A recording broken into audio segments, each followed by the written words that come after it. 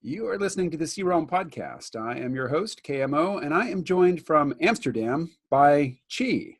Chi, welcome to the C-Realm podcast. Yes, thank you so much, KMO. Yeah, really happy to be here. So what I'm going to say will be overly simplified, and you can add whatever nuance you wish, but you run a retreat center, a psychedelic retreat center in Amsterdam. Is that right? Yes, I do. Yep, it's called So Truffles. flesh that out a bit, please. Say that again? Yeah, so Truffles Therapy, it really started out in about August 2018 after just several mushroom journeys and truffle journeys. The mushroom was just calling me to maybe create and hold space for people. And we started out with just thinking that it was going to be an overnight retreat. And now, yeah, people are coming here with groups, and we're organizing groups of strangers and also doing private retreats. One or two people come at a time too. So yeah, it's really blossomed into something really amazing and beautiful. And we see a lot of transformation happening. So we do our best to continue on this path. Well, let me ask you an indelicate question. How old are you? I am 30 years old. 30 years old. And who's your typical customer? I mean, I know I've traveled to South America for ayahuasca sessions, and it's a crazy, gathering point for a variety of different people. So that can be a kind of a false question to start with, but if you would, give it a shot. Right. So, man, I mean, we see, for the private retreats, we get a lot of requests from men. Mm-hmm. It seems like a lot of 30-somethings and 40-somethings and up to 50. And a lot of the issues we see are depression, anxiety, lack of purpose, lack of direction. And yeah, it just seems like it's just this epidemic to not know one's path in life, not have purpose, and to have some kind of mental, not really disorder, but it's just the society we live in just creates this kind of overthinking and worry, and it seems to be getting to a lot of people.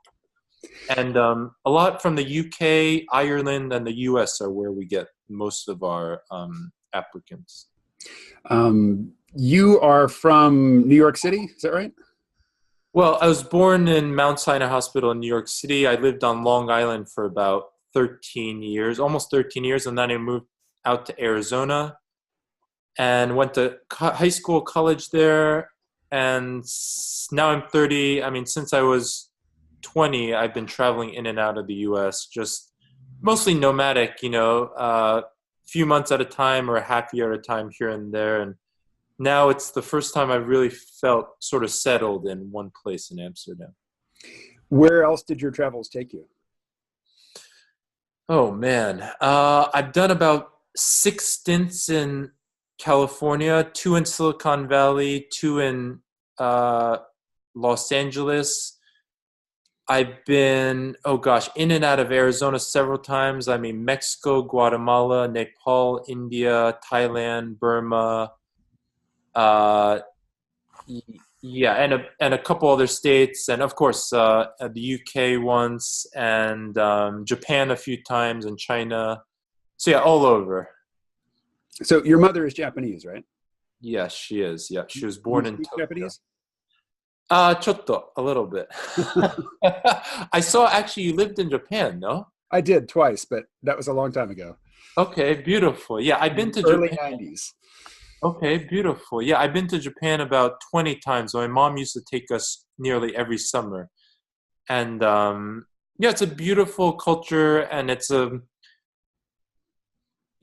surprising culture if someone hasn't been there. Just the level of sort of humility and also like repression and yeah, it's like this kind of, they're just forced to conform regardless of what they want. And it's really much like a shame culture. Like, if I don't fit in, I'm just this bad person. And yeah, it causes a lot of issues, but it also keeps the economic engine going. So, it's pros and cons, I guess. Yep. And you have, you would encounter a difficulty in Japan that I never did because, Japanese people take one look at me, they know gaijin, so they don't expect good behavior from me. They don't expect me to know anything. Whereas you are probably a disappointment from the moment you open your mouth. Well, I would say I actually do pretty well in Japan. One reason I think is because I'm relatively tall for an Asian person. I'm about 6 feet, so it seems like I can start and open any conversation, and yet there's this level of outgoingness that sometimes they're not used to, and it can shock them, right? This ability and willingness to start conversations with whoever is something that's not really in their DNA. So yeah, I'm very American in one regard, and yet my blood is very Asian as well because my dad is Chinese. So dad's Chinese, mom's Japanese. Did they meet in New York? Yes, they did in 1985 or something like that. Yeah, my mom was a beauty student, and my dad was a computer science student. Good combination there. Yeah. Well, tell me about any psychedelic adventures you may have had in your travels. Anything that's really colorful, noteworthy, or which was formative for you, like profound experiences in your travels. Yeah, a couple years ago in San Francisco, I was pretty free. I had a little money in the bank, so I had nothing else to do but, just search for some kind of happiness. And there's this little shop there that sells all these rainbow psychedelic things. And I found a person there who sold me 5 tabs of acid. And I had rejected psychedelics for 20 years of my life. And I let the acid sit there for about a couple weeks because it was just this kind of mysterious thing. Like I didn't know how people could talk so badly about these 5 pieces of little tabs of paper. And so I took 1 tab, and about 20-30 minutes later, I had this feeling like a little anxious, like, okay, what is this? I'm not feeling anything. And then I took 2 more, and within about 15, 20, or 30 minutes, I was like, whoa. I was sitting on my bed. I go, whoa, this is like amazing. The walls are breathing. I'm like, this is the most amazing thing ever. And then I'm like, why not? Just take 2 more, right?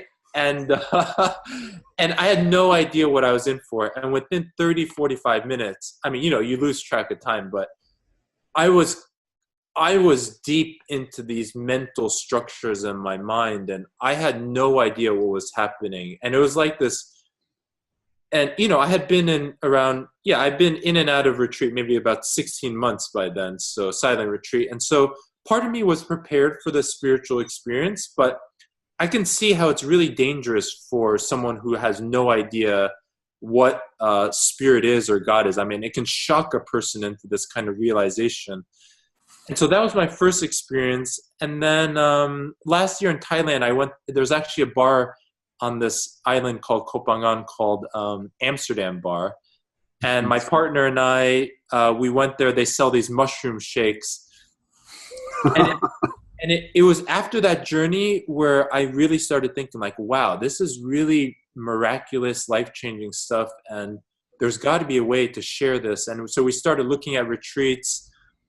And there weren't that many. There were maybe 2 or 3. And yeah, now 1 year later, we're one of the maybe 8 or 9 groups in the world that are doing psilocybin retreats. And yeah, it's beautiful to be breaking new ground and to be stepping into the unknown and just following my heart, like really surrendering to what the spirit wants and really learning to let go of other people's perception. That's the biggest part is we just have these subtle fears of like, what will people say about me if I do this? And will I be ostracized? And will people look at me differently? Or will I not be accepted into circles or groups? And it's more and more just realizing that the healing that happens in safe settings really outweighs any kind of negative feedback that can come my way. So yeah, my life is really dedicated to the truth and spirit and healing the planet and people and animals and plants. So you were a practiced meditator the first time you experienced psychedelics, right? I mean, practiced, 16 months sounds like a lot to a Westerner who hasn't been in that culture. But yeah, I mean, some monks are made to sit for a year or a year and a half just as an initiation there. So yeah, I was a very much I would say maybe a beginner who had a little bit of experience just sitting.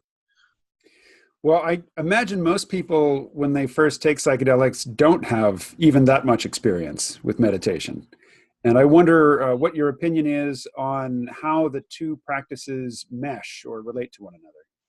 Yeah, it really, I mean, for me, it just helped me surrender completely.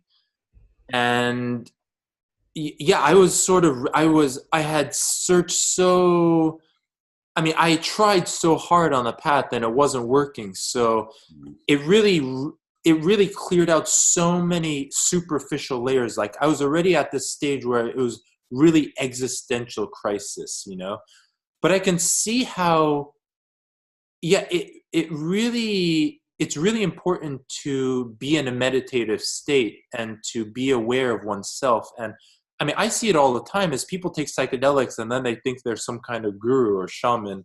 Mm. And it just seems like, no, that's not, the more you want to be a shaman or a guru, the less you're ready. So yeah, the idea is I think, I mean, people consider me a shaman. I have no idea why, but it's really just this call from the nature and spirit that just like compels one body and mind to serve the greater whole, regardless of the price that the body and mind has to pay for itself. You know, so I think especially Westerners, we get brought up in these kind of individualistic, narcissistic, this kind of ambitious, individualistic culture. And the whole idea is to see through that and see how all those ideas are just conditioned. And that, of course, there is survival of fittest, there is being successful, and there is winning in life. But also at the same time, like, no matter how much we win, no matter how much money we make, no matter how successful we are, we're just specks of dust that are going to return to the ground. So might as well realize the bigger truth of what life really is and what we're a part of. So your first psychedelic experience was with LSD, but the retreat center that you run is based around the psilocybin experience. Is that just a matter of what's legal, or do you prefer psilocybin? No, I mean, yeah, after that first experience, it's been mostly psilocybin, mushrooms, truffles, and yeah, it's just the mushroom spirit is so, I feel so connected to it, and I feel like it's just cleared up depression and anxiety, low self-esteem in myself, and it's like a really soft feeling. And I have a lot of, in my past, I had a lot of rigid, this kind of immature masculine. So I really needed that kind of soft love from the mushrooms to soften up a little bit and to have more compassion for myself and other people. And of course, it's, you know, I'm still a work in progress. I'm sort of, I always tell people, if I went to a psychiatrist, they would label me with like 10 different disorders, you know? Oh yeah, that's the job. I think, yeah, exactly, right. And so I think this is why psychedelics, and especially mushrooms and LSD, are so scary for the mainstream and especially the institutions, governments, and the science, is because science is all about predicting and controlling and knowing what outcomes are going to come. And sometimes I go through my mushroom journeys, I'm screaming, and I'm crying, and I'm howling, and I'm weeping, and I'm laughing like a complete maniac.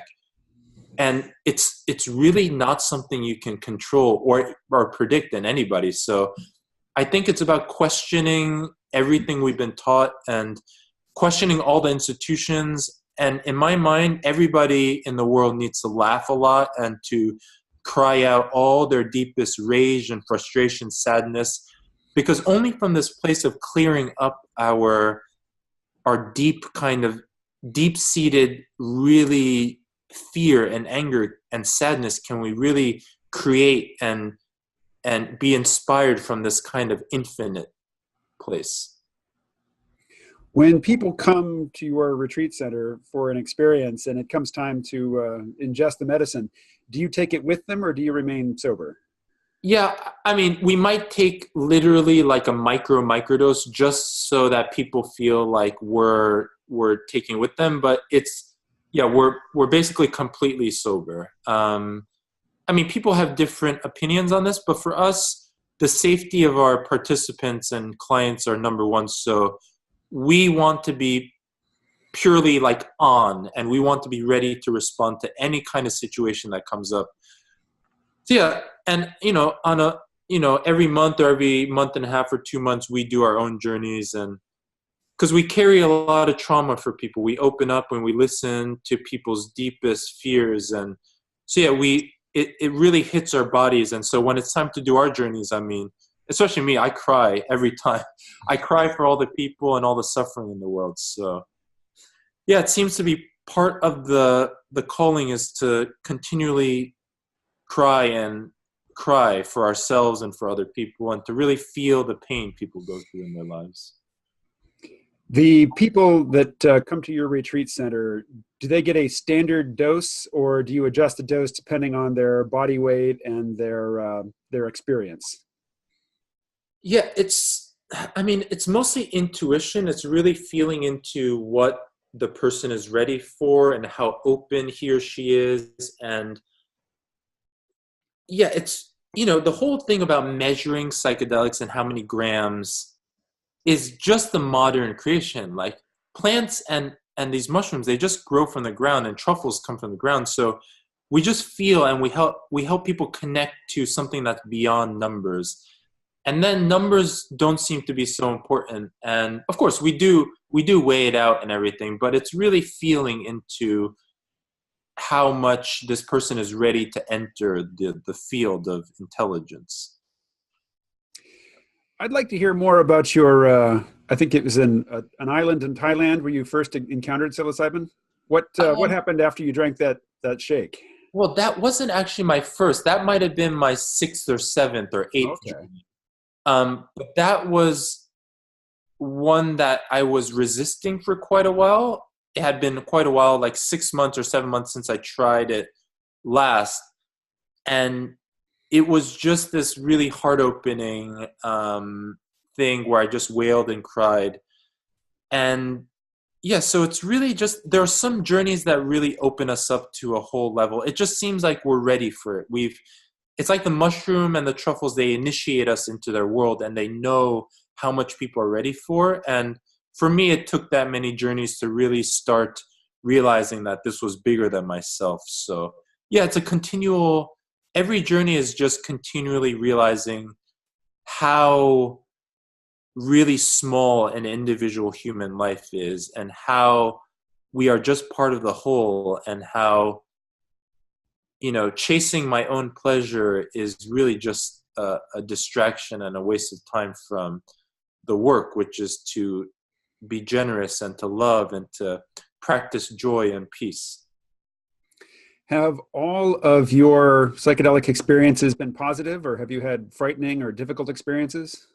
I mean, frightening. Yeah, this stuff can be scary. I mean, we're seeing our shadows, we're seeing our darkness, we're seeing our rage, we're seeing our tears. I mean, I'm wailing and crying uncontrollably, and then we see how much of a maniac we can be with our laughing. And yeah, we can just see how still self-centered and narcissistic and deluded we are. And this stuff is, yeah, this is why it's not in the mainstream yet.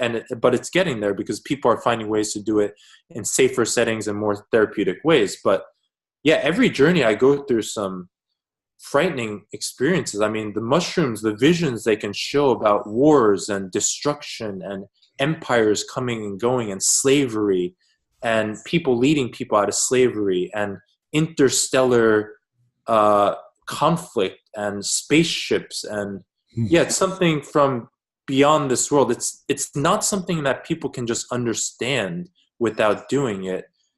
And this is why it's scary. It's not measurable. It's something from beyond this material world, and Yeah, it makes us question everything.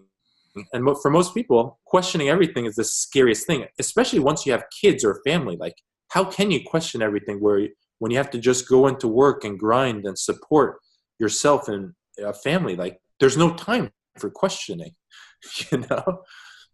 How is it that you ended up in San Francisco, which is a very expensive place to live, with no need to work and just the freedom to pursue your interests? Well, I had just finished up a stint and I was playing poker. So poker is sort of a dark part of my history. I started playing in high school and I got good at it. And over the years, it was just this kind of fallback on if I ever needed to make some money, I would go in and play for 3 months or 4 months. And I had just finished that. And before I had been working on a project. I'd been building a marketplace on the internet for people who were making homemade baked goods and people who wanted to buy it on the internet.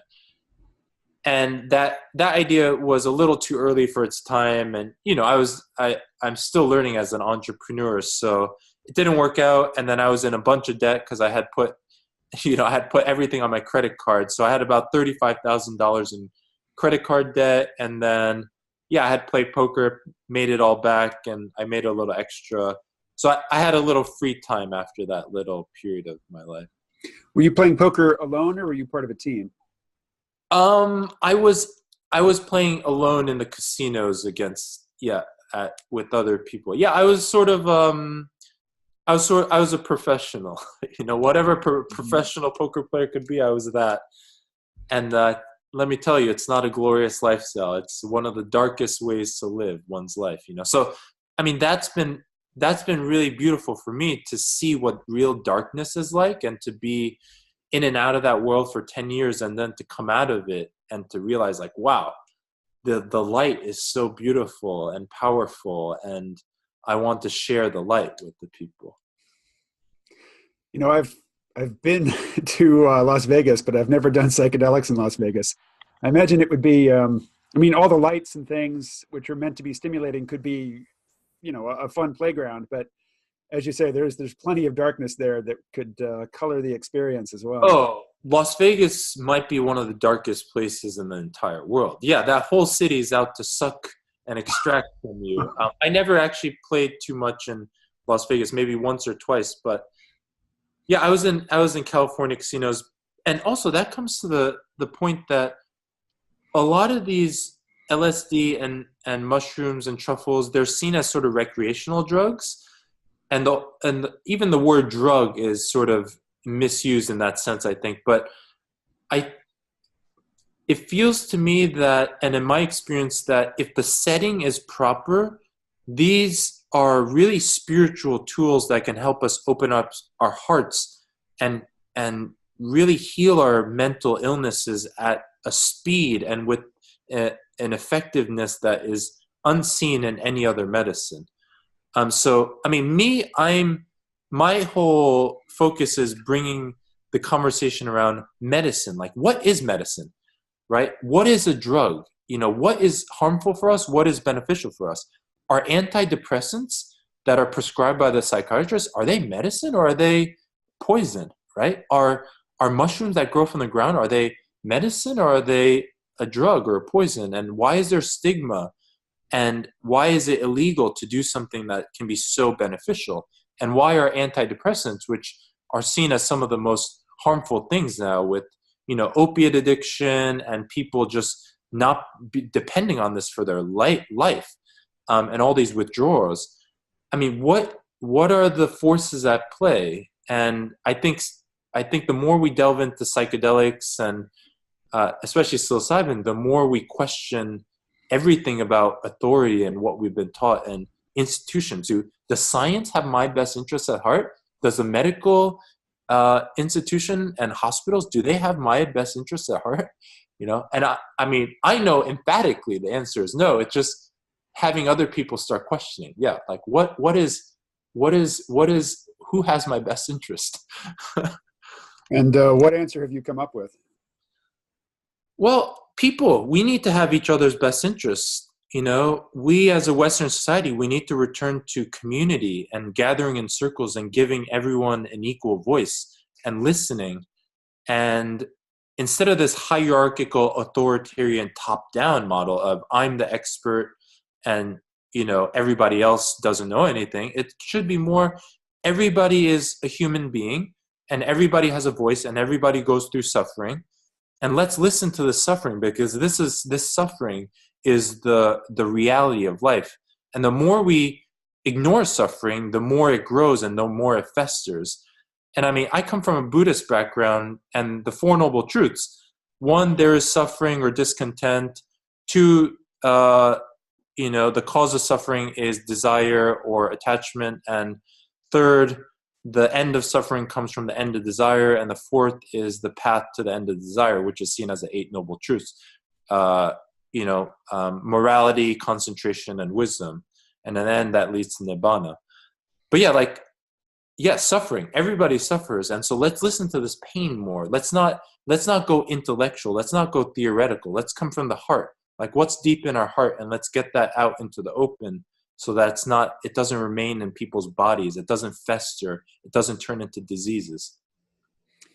Did you go to university? I did. I went to Arizona State. I studied political science, religious studies. I was a pretty star student. I was mostly a straight A student, almost a 4.0 graduating university, nearly the top of my class in high school, college. And I graduated early. I had a full ride. But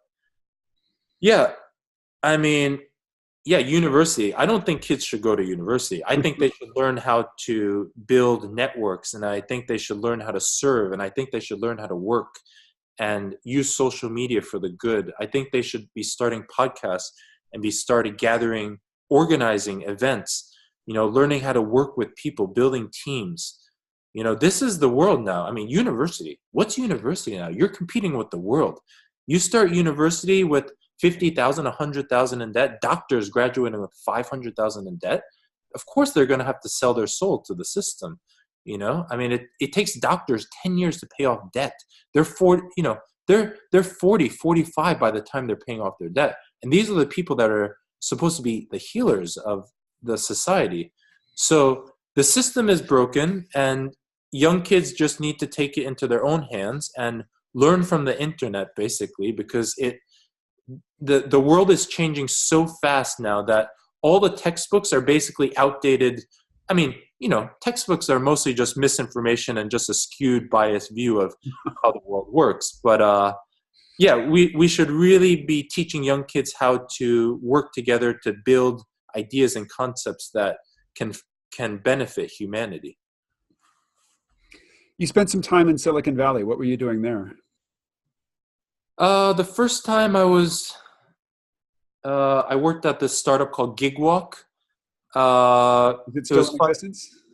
It is, I think. Yeah. The first funder was a Reid Hoffman, who was the founder of LinkedIn. And I was their first non-technical person that they brought on. And it was my first experience. I had never experienced that kind of high-tech environment before. And it definitely wasn't for me. And then, a few years later, I clearly didn't learn my lesson, and I went to San Francisco. It seems like we don't learn our lessons the first time around, usually. So I went to, I did the whole home baked. I started this company called Home Baked. I won a little business competition, and that gave me a little momentum. But it just wasn't coming. It wasn't internally motivated. So it just, clearly just collapsed and didn't work out. But I was always drawn into that I've always been sort of this kind of driven, success-oriented person. And of course, that's dwindling a bit now. But I was always driven to compete with the top engineers. And of course, you were in Silicon Valley. I mean, you were in the high. I wasn't. I was in Seattle, actually. I worked at Amazon.com. Right. And you've seen what the high-tech world does to people. It just turns them into these machines. My stint there was fairly short. I worked at Amazon from 96 to 98. And wow, that's so early? Yeah. I had 3 interviews before I got hired. My final interview was with Jeff Bezos. That's how early I was. I was one of the first 100 employees there, not including the warehouse workers, but one of the first 100 people in the office. And yeah, I think the system has matured, and Jeff Bezos he always said, he wanted the work environment to be intense, and it was intense, and that was by design. But it seems like it's more intense now than it was when I was there, even, because it's legendary what a stressful place to work Amazon is for everybody. In every job capacity, it is a stressful place, and I think that Jeff Bezos's conviction is that level of stress brings out the best in people, and he just doesn't expect them to stay very long. He's going to wring them for what they're worth, in a short period, and then send them on their way to recover, maybe to open psychedelic retreat centers in Amsterdam or something. Yeah. Yeah. So yeah, we see a lot of people coming from the corporate world too. They're a little tired. They feel worn out, maybe a little burnt out, a lot of burnout in that field. And they're all seeking purpose, right? They don't want to be just chasing the dollar, chasing this carrot that's dangling in front of their mouth, but they never seem to get. And yeah, they're seeking a way out, it seems. Well, you mentioned that right at the start, that a lot of your, I don't want to call them customers, but your visitors are men who don't have a very clear life path laid out before them. And I think a lot of that has to do with the technological changes, which are upending so many of our familiar expectations and ways of making a living and ways of relating to our community. And that's what I had in mind when I asked you about your time in Silicon Valley. What are your thoughts on the nature of digital technology as it affects the human experience? Oh man, this is really a big question. It is, yeah.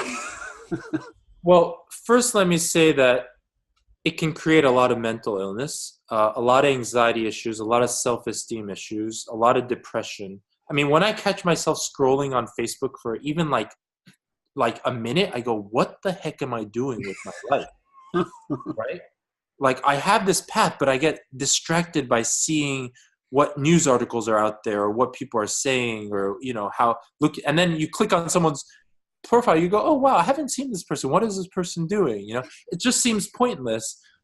And I've never been into this Instagram thing, but I can see, especially these young girls from such a young age, they just think that this thing is going to lead to some kind of power, and it does, but it's fleeting, and it's based mostly on looks, and it's this kind of superficial connections that they make with people. And I just see a lot of sadness around that aspect, that social media aspect. And also, I think social media is an integral part in spreading good messages. I think they can help beautiful and also destructive ideas go viral. And so it's choosing to share those beautiful ideas.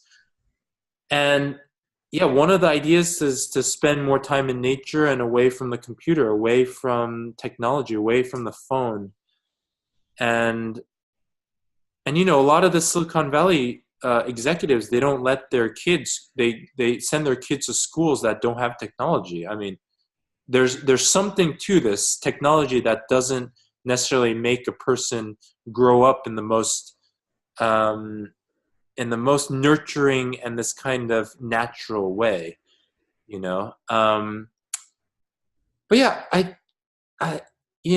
I don't know. I mean, AI, machine learning, I mean, these can all be used for good, or they can be just owned by a few people, and they can be used to, send drones into different places and to blow them up, or it can be used to create machines that alleviate work from people and can give people free time. More creative energy can be freed up, and lives can be bettered by having to do less manual labor, having to spend less time pushing something or in the sun. And the whole farming industry can be transformed by these machines. But it's really us as human beings. Like we have to choose the right way, and really, especially the wealthy, powerful people, it's up to them to push it in the right way and to start realizing that they're in it with the rest of humanity, and the survival of our species depends on people making choices from love and not from greed and destructiveness. Well, how do you think the big tech players are doing in that regard? Yeah, probably not so well. And it's understandable because they have hundreds of million, or hundreds of thousands of people in their corporations that they need to pay. And also the banking, everything's connected, banking, weapons, pharmaceuticals, tech, government, spying, surveillance. I mean, it's all one big thing. And I don't know if they really care about people being happy. I think they care about them staying in power. So, yeah, I don't have answers for this. I mean, personally, I think if every animal and every plant and every species on this planet had a vote on who to vote off the planet, humans would overwhelmingly be like 99.999%. So I don't think it would be a surprise if we somehow went extinct or severely lost numbers over the next couple hundred years. And I also think it might just be a natural part of life. Like, we might not be an intelligent enough species to make it. I mean, dinosaurs, lions, dolphins, whales, sharks are going endangered, right? And these are apex predators, some of them, who have been evolving over millions or hundreds of millions of years. I mean, we humans, we've been on this planet for 200,000. So, I mean, we might just go down in history as a footnote. And who cares besides human beings? Animals definitely would be happy. So I think it's also taking this broader view of nature, and that we're just a part of it. We're not the center. Let me ask you about your experiences with psilocybin and seeming contacts with other minds. What's your position on the nature of mind and body? Does one have to have a body in order to have a mind, or are there realms of just thought and experience? Oh God. I'm not an expert. I'm just asking you about your experiences. And I mean, a lot of the times during the peak of my psilocybin journey, I do feel like I don't have a body. Like, it's just, there's no feeling. I just feel pure light and pure openness. A lot of times pure love, or sometimes even pure rage, I feel. But beyond everything, there's pure light and pure love. Now, I mean, I'm just a normal human being, so I don't know too much about if it's possible to exist in that realm for beyond this life. But the Buddha does talk about devas and beings that are in, and Brahmins and beings that are in higher realms than us and that can survive for way longer lives than us, like eons. So yeah, I think there are spirits that we can't see, and especially if we haven't delved into the spiritual world and we're just all scientific and rational, intellectual, there's really no way for us to experience these realms. So it's really up to each of us human beings to have the courage to, dive deep into our heart and see what's in there and see what happens when we clean out all the gunk, like what's possible, what the light actually is, And when Jesus says, only through me can you meet God, or, I'm the light of the world, like, really look into really see, okay, so what does it take to experience and feel into this, I am the light of the world? What is this light? There might be something to it. It might not just be a hoax. It might not just be someone marketing something or trying to trick you. The light is here. What is that you're holding in your right hand? I'm holding I'm holding a Japanese ear pick, actually. I've never heard of such a thing. It's something, it's this kind of ear pick that you put in your ear, and you pick, and it's like a grooming ritual. And when I came home, sometimes my mom would lay me down on her lap on her, and I would give one ear to her, and she would pick it and take out all the earwax, and then I'd switch sides, and she would pick the other one. And every time I go home, so she says, do you have mimiksoare, which means, do you have earwax in you? And she's like, let me see. And if I say, no, I already did it, she gets really disappointed because I already took out all the earwax, you know. You got to save it up for mom so she feels used. It's really becoming, I really hold it in my heart now, for sure. Well, I noticed, I looked at your website, I noticed that your basic program is a 4-day experience, but there's really just one psychedelic journey in that 4 days. Tell me something about the character of the experience as you've created it and formulated it for your visitors. So we do a lot of prep work, and we're always in touch beforehand, and we give this whole preparation guide, emotional, mental, physical, spiritual work, meditation, yoga, diet, all the normal stuff on how to start your spiritual journey, basically. So when they come, they're pretty much prepared, and they've been contemplating their intention.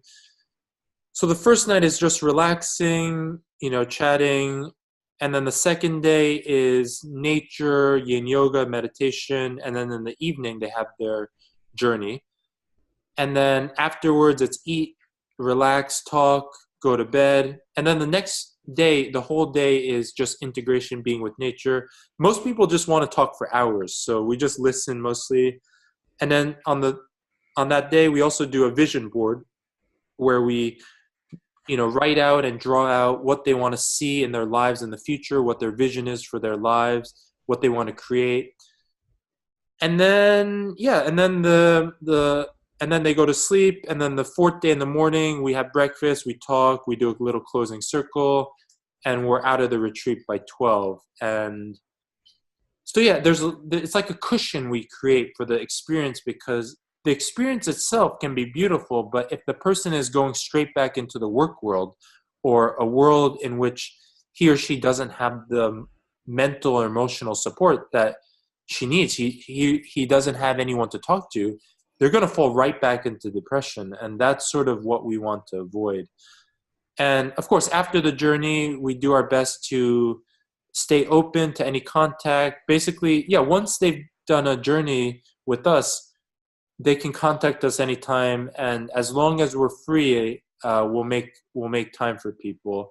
And just the fact that knowing that we're here for them, that seems to be enough for people. Most people don't contact us, but the availability is what they really appreciate. Well, I notice you're using a plural pronoun a lot. Who else is there besides you? Yeah, so we have a team of about 10 people organizing these retreats. We have 3 guides, and we have, people building the website and taking care of the customer service, people helping us spread the word, people helping us look for locations, because right now we're just renting locations. And location is seemingly like the most important resource, and it seems to be this kind of resource that everybody is going after. So we have basically a full-time people looking for locations all the time. And and then we have we're dealing with people's traumas and emotions, and it's just such heavy work. And so there's just a lot of need for people to talk with each other. And also we have a full-time cook and a helper who keeps everyone fed and happy and healthy. And we have someone full-time doing like video editing, and we're starting our own little podcast. And so it's like we're just letting it grow organically, and we're seeing who's dedicated to the mission, and everybody gets to decide their own salary. We have a very open way of dealing with finances. We show everybody what the bank account's at. So everything's transparent, and everyone feels like they're part of something bigger than themselves. So we have faith that no matter what happens with the money, because we've just been pouring all our savings into it, and it takes a while to get the word out. And so we just have faith in God and the mushroom and the light and love, and no matter what happens to us, we know that the word and the light is always here, and we're just playing our little roles in helping share and shed that light. Have you visited any established psychedelic retreat centers to see how they do things? Um, we have been in contact with most of the psychedelic, or especially psilocybin retreats in the world. Um, we haven't, I mean, I haven't necessarily, but a couple of our members have done different retreats.